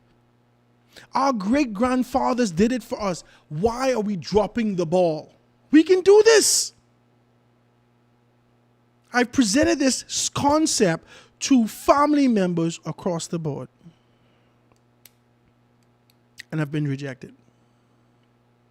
Because nobody want to work with you. People think that people are indifferent of being able to work with you. Oh, okay. No problem, cousin. Now we're fragmented all over the world looking for the exact same thing that the Bahamas has for us right now. Fragmented all over the world looking for the exact same thing that if we were unified and capable of being able to work together in tandem, we could do that in one space. It's easy, man. There's no difficulty in this. Suck Passe Investments could do it. Ice Bahamian Investments could do it. All of We Is One Investments could do it. We have to find ourselves in a better space and place to get things done. Now, I don't know how I could feel about these particular persons who believe that the Bahamas owes them something. I don't know how I could feel about people who are content with the idea that Montgomery Estates belongs to me because I've been living here more than 10 years. I've been living in this unregulated space for a long time, and I don't believe that you should be able to enforce your laws, rules, and regulations that govern your country on us. This is a quasi-government unto itself, and you don't have the right to do this. People are willing to fight you for what they believe and they feel is theirs, but they reject the laws of this land. Let's talk about this, man. This ain't hard to do. We can do this. But we have to get over our egos of ourselves. And if you're making sense, we could come to you and do the same thing. If you making sense, we could come to you. If you making sense and you present yourself to me, you say, Howard, we got an idea. This is what we intend to do with this particular thing. And I say, okay, what about this? What about that? What about the next thing? I want to invest. How do I do it? Boom. Boom. Boom. And we get someplace and we own something that's ours. Nobody could say nothing to us. Our children could own something instead of debt. The only thing we're giving our children after we pass on is debt, because we wanted to be in a position to be able to be identified as independent. Not recognizing that dependency is life. We go through almost every phase of this life with a level of dependency. And after we get from under the umbrella of dependency of our parents, now we should yield ourselves to the dependency of supremacy and understand that this is the purpose that the Father has called me to take these particular steps. No, but I am master, hear me roar. Get Suck Passe Investments going, eh? It all makes sense, and stop screaming and fighting people in this country. Identify these things. Suck Passe Investments need a lawyer. I know you got Haitian lawyers. Stop it. Okay? They need a lawyer. They need someone within the real estate space. I know you got Haitian persons who can be able to assist that, or people of Haitian descendancy. They need someone who can be able to fortify these things and identify this property. I know you got that. They need someone who could be able to communicate this particular concept to the entire body of people. I know you got that. And then they need proper establishment to be able to get these things done. You can do that. And I'm sure that everyone in these communities are not regular. Everybody ain't unregulated or undocumented. There are Bahamian people, if you listen to this story, there are Bahamian people who said that this is one of the more affordable spaces that we can live. You could do that too. But you just rather scream at someone and say, y'all didn't give me this. Stop it. Let's think with solutions. Let's be solution-oriented and find ourselves on a way, whether or not we're Haitians or Bahamians or Venezuelans. Your solution can't be, I get out of Haiti by any means necessary. That can't be a solution. That can't be a solution. I asked the girl, I never forget this, the girl, she lived across the street from us in 8 Mile Road. I said, so you're Bahamian, right? I said, you keep saying you're Haitian. I understand you come from Haitian parents, but you were born here. She said, I wasn't born in the Bahamas. I said, you wasn't born in the Bahamas? Younger, she was younger than me. She said, I wasn't born in the Bahamas. I said, you wasn't born in the Bahamas? She says, no. I said, so you are Haitian? You were born in Haiti? She said, I wasn't born in Haiti. So I said, where you was born? She said, I was born in the boat coming to the Bahamas. So I said, oh, Jesus, you are a mermaid.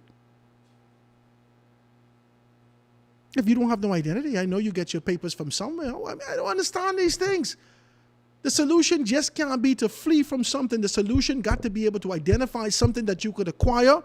The solution got to be able to, how do I now set up myself that my children's children don't have to go through this? That's got to be the solution. The solution cannot be entertainment and temporal access and possession. It can't be temporal. It got to be able to, the wise man got to leave something for his children, and they got to know that our daddy is a smart man. My God, when I wasn't thinking, my daddy did this for me. Jesus, I'm grateful, God. I'm grateful. I've watched so many people squander what their fathers have given them because they had no appreciation for it. Because they've accepted this concept and idea of being able to be independent in a space and dependent upon Commonwealth Bank, Finco, all these other spaces. Dependent. You are doing everything to align yourselves with what society has indicated that you need to be identified as someone who can be able to access their capital. Not knowing that you had access to unlimited capital based upon your community. We could change this, guys. Let's take a quick break, guys. We're going to be right back after this. With Howard Grant, we'll be back right after this. The foundation.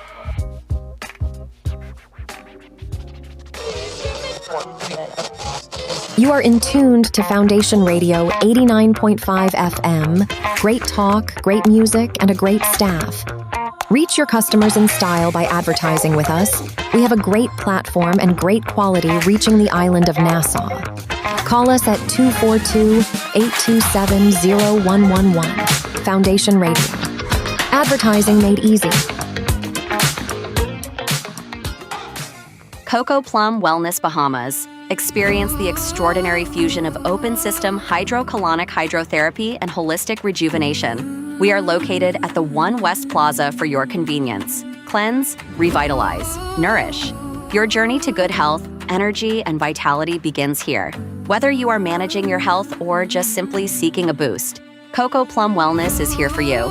Call 242-818-7586. Your wellness comes first. Soft yet firm.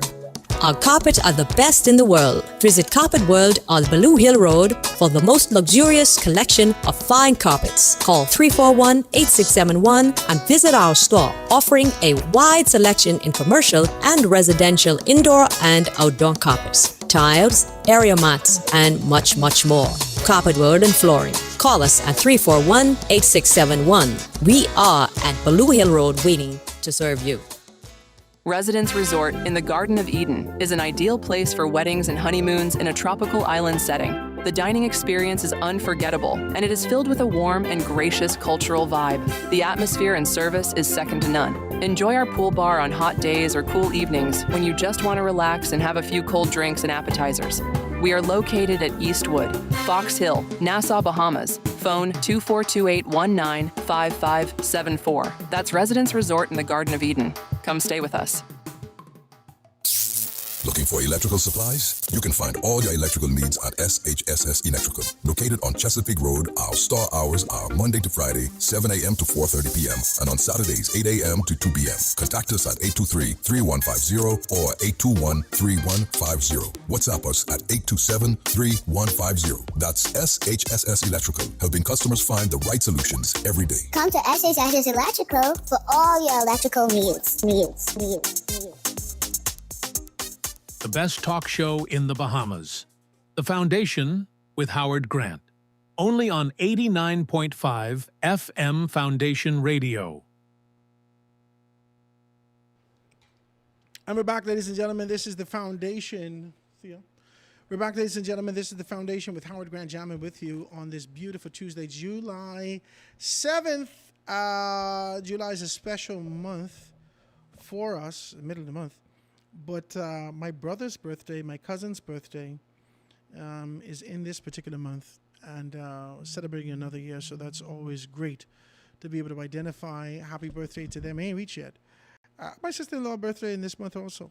So happy birthday to all of them in this particular month as they continue to be able to move forward. I'm sure that they will do so with growth and development in this determined posture. To make things happen for them and their families. Let's talk about a little bit more about what's happening. SuperValue Boss, we are not price gouging. We are not price gouging. Sebas discounted pop-ups may make us look like the bad guys.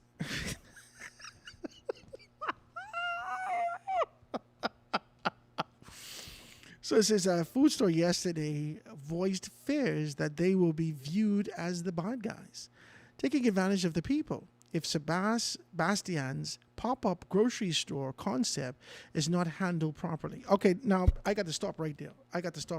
In the name of Jesus, I got to stop right there. Let me say something to you. We need to stop this. You do not have a monopoly on these things. I will never forget when all these car spots around here, the official established car spots around here that was selling Japanese cars, right? They would get the import, they would sell the Japanese cars, used cars and new cars, Japanese, Chinese cars, whatever you want to call it. They were selling used cars, new cars, and Bahamian people got savvy to this sort of a thing. They jumped on a plane. They found themselves connected with those dealers in China and other spaces, or Mexico, wherever they went. They got the cars for a significantly reduced rates. They brought it in, and they were able to make a profit. And the car was still, after they bring it in, after they sell it, and they got a markup on the car, they still was selling it for much less than the established positions in these particular spaces. These old places that you know.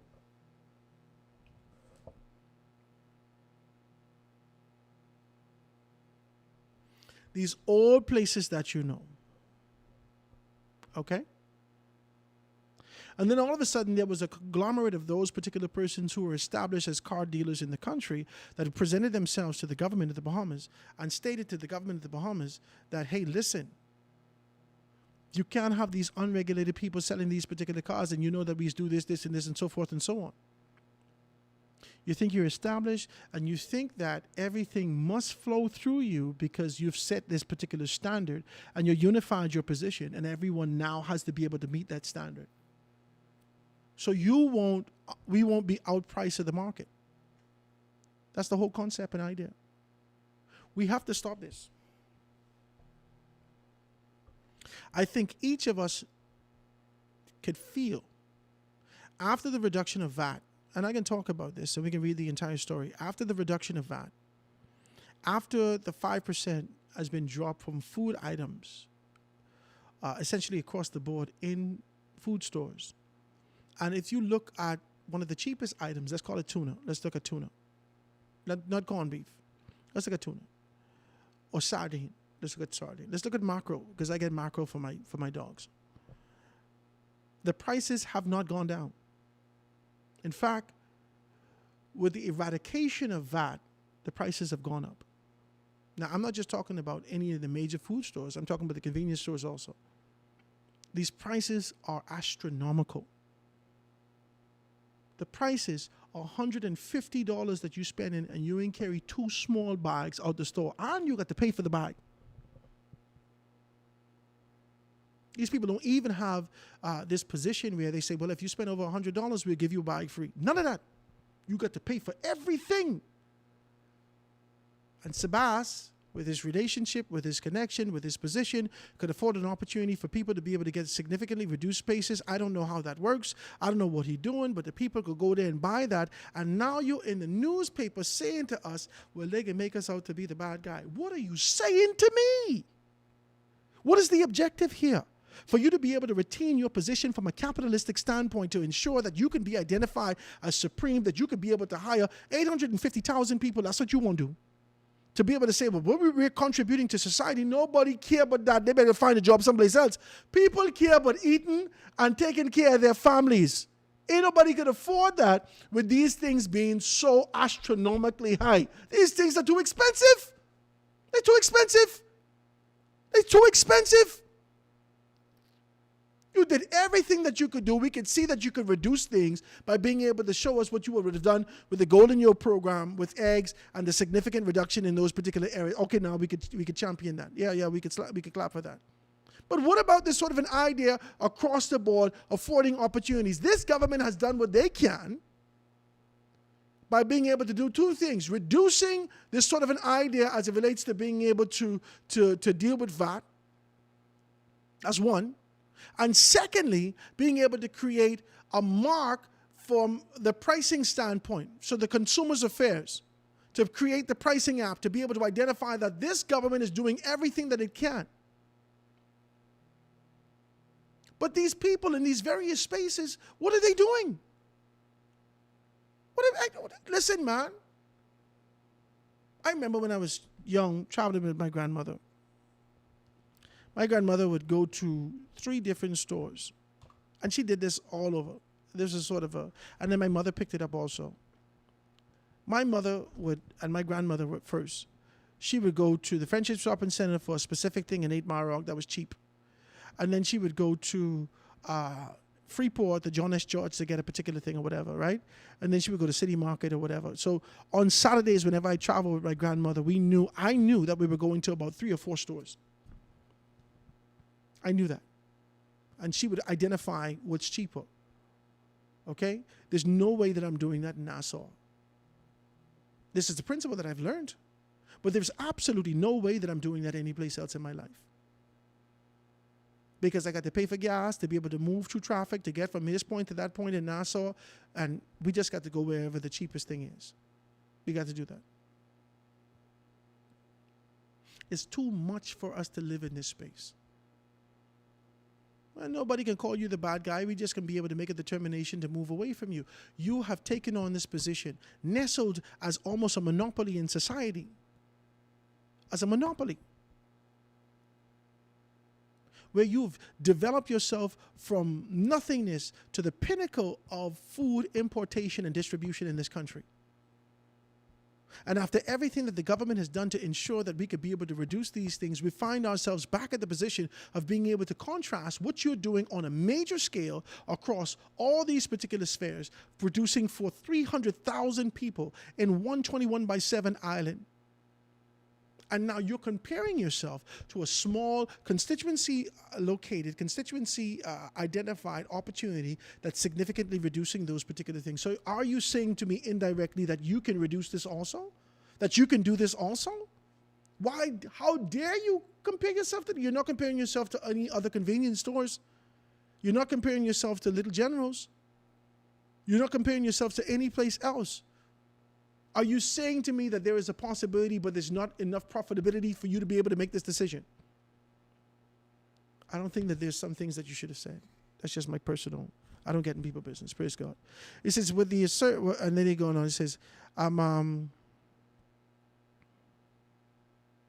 So it says that Food Store yesterday voiced fears that it will be viewed as the bad guy taking advantage of people if Sebastian's pop-up grocery store concept is not handled properly. That's wild that you said that. With one asserting, we just hope it won't interfere with the regular business flow. That is crazy. That is crazy. That is crazy. That is crazy. That is crazy. That is crazy. That is crazy that you said something like that. We just hope it won't interfere with the regular business flow. That is absolutely bananas.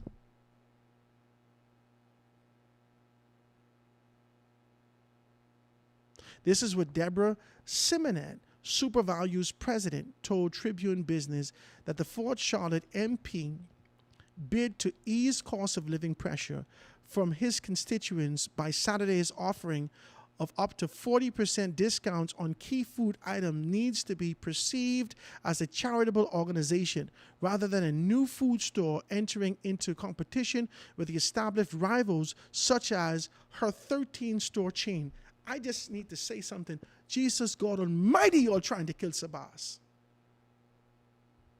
The established in this country is doing all they can, from the former prime minister stating, don't let Sabas be prime minister of this country. You're all doing everything you could do to kill Sabas.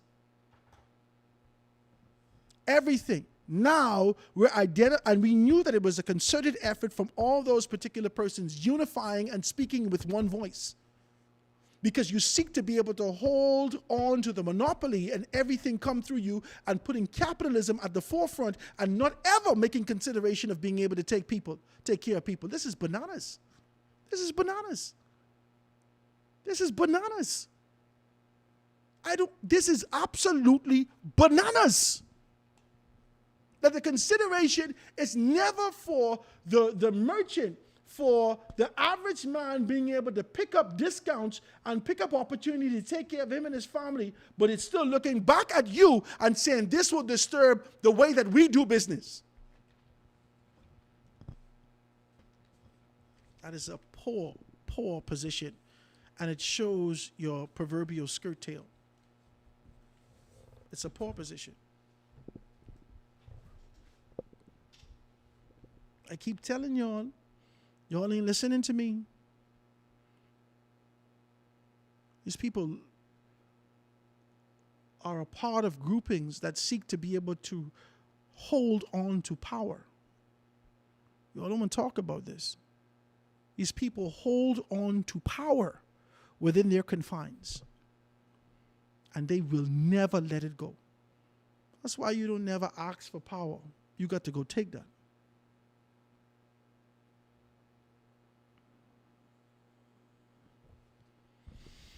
Let's read a little bit of this story before we get out of here. What time is it? So we can be able to see these things. We got 10 minutes before we get out of here. Let's see if we can talk about it. So it says, emphasizing that she is not opposed to Mr. Bastian's effort to bring relief to the struggling Bahamians, and that she is extremely happy that his constituents, let's read this, that his constituents, there's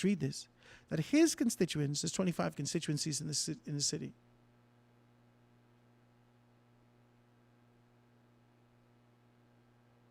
There's only one. We got 24 to go. That his constituents are getting much needed break, quote unquote break. Mother sick. How you could say these things? This just blow my mind. And the paper, let me tell you something, Neil wrote this story. It's crazy how you structured this. Emphasizing that she is not opposed to Bastian's effort to bring relief to the struggling Bahamians, and that she is, quote, extremely happy, close quote, that his constituents are getting a much needed, quote, break, close quote, from high costs. The supervalue chief nevertheless warned that by selling groceries, quote, at cost and deep discounts, it could give the public the incorrect, misleading impression that food store businesses are, in effect, price gouging. Ms. Simonet told this newspaper, this is the Tribune, that comparison between food stores and Mr. Bastian's pop-up market are inappropriate, as the two are not, quote, apples for apples, or oranges for oranges match. She explained that, unlike the Minister for Innovation and National Development Saturday evening, food stores are business enterprises that have to cover their costs and make a profit to keep their doors open. I think we all know that. I don't think that we're in the position expecting anything more than what's fair. The government of the Bahamas has reduced VAT on food, gone from 10% to 5% to nothing. And we're still not seeing the translation as a society on the reduction of VAT in those particular spaces. In fact, we've seen the increase on very small items that we've indicated. Whether that be tuna, whether that be corned beef, whether that be the day-to-day basket, what you let's call it, the basket items. We've seen the increase of those particular, including bread, and there has been relentless explanation as to how flour has gone up. Purity Bakery has been able to increase those things as a result of these things. We understand that. We understand that, but this government, this administration is making the efforts necessary to ensure that we could be able to take care of what we have to take care of. And we could only commend this administration. There's only so much they can do. But I don't know why we would be able to infringe on this particular space, especially if I don't feel the effect of it. I live in St. Anne's. I know my member of parliament ain't gonna do nothing like that. I can't feel the effect of that. And I don't know the responsibility surrounding, like, I don't know how this is. Do they have like a, do you got to get in there with your voter's card? I don't know. I don't know. I don't know. I don't know. I don't know. But this desperation that exists in our society, placing us in the position that we need to be able to find an opportunity to take care of our families, is something that needs to be talked about.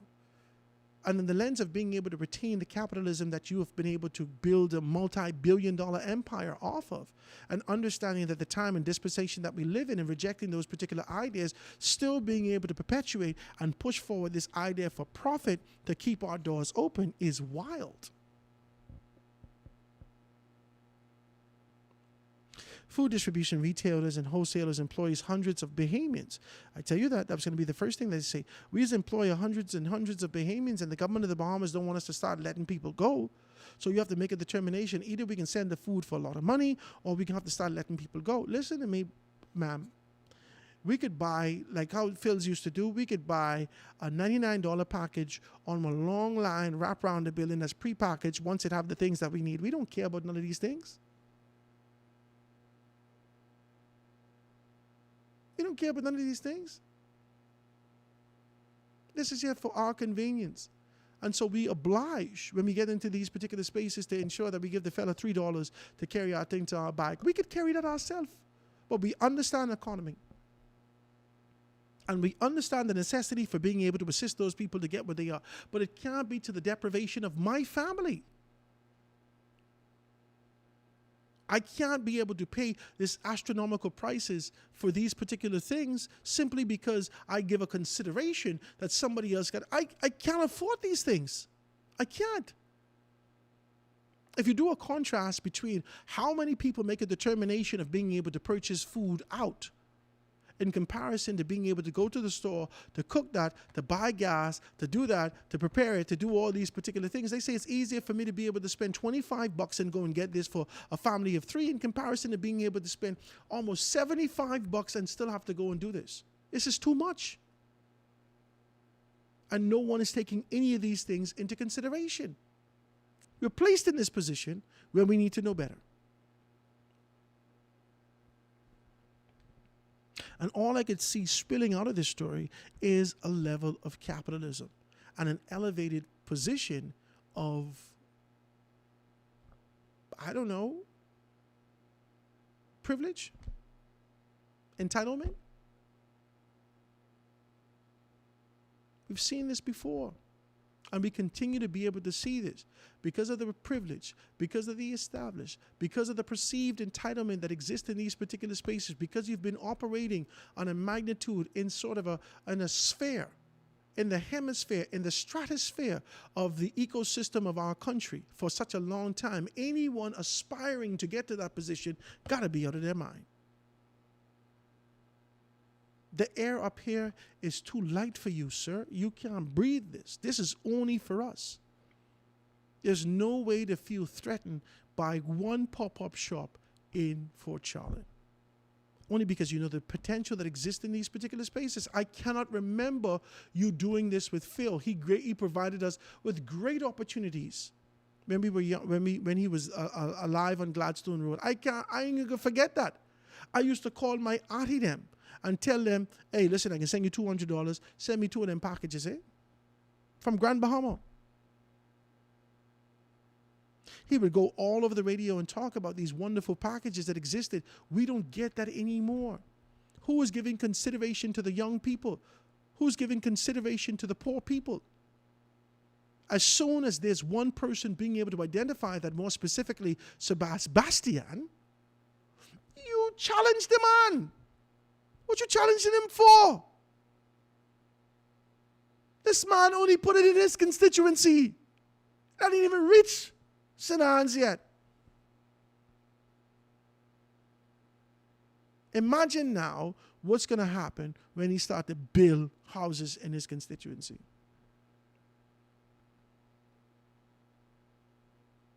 The Bahamian people need alleviation. They need help. They need assistance. They need to find a position for growth and development. I accept what you're saying about your responsibilities and being able to maintain a particular bar financially and otherwise that you could be able to present to your stakeholders and to all of those particular persons that are behind the scenes to say that we're still profitable and we're still making our moves in these particular areas. That's wonderful. That's wonderful. The fair is that Sebastian and his capacity, the only stakeholders that he has by doing this is the people in his constituency.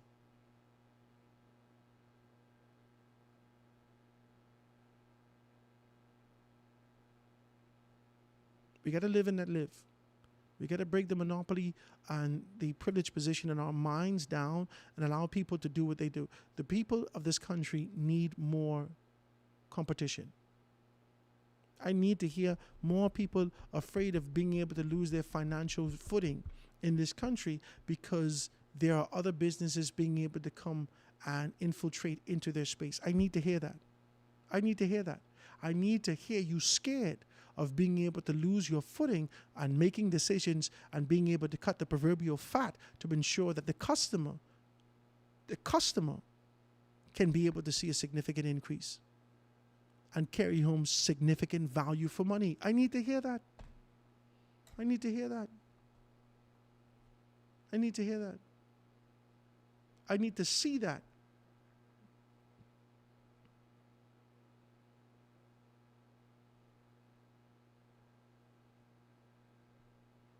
In these areas. So the food distribution remains. There we go. Let's read the rest of this real quick before we get out of here. We only got 1 minute to go. All right. So it's got food distribution retailers and wholesalers employs hundreds of Bahamians and are covering major expenses such as rent and energy and paying multiple government taxes such as VAT and business license fees and customs duties and national insurance contribution.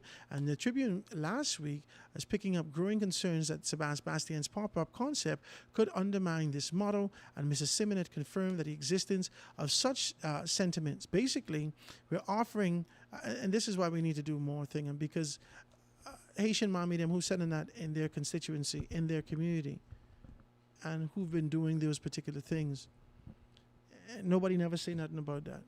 These people, a multi-million-dollar operation that's running through shanty towns right now, and nobody saying nothing about that. You weren't concerned about that because they made you their wholesale source. Between you and the Chinese, they have made you their wholesale source. And they are resellers for you, so that ain't no problem. Sebas, on the other hand, have superseded you and found an avenue to be able to get you the products and the services that you're used to, that you enjoy, that are familiar, and skip you out entirely. That's the problem.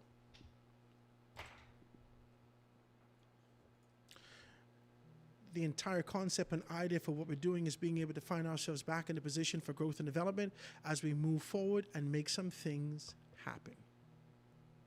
Let's find a way to be able to find ourselves towards growth and development for the Bahama land. That does it for the show today, guys. I'm going to see you tomorrow right here on The Foundation. Have a great day. Two for two, we going to rap our country.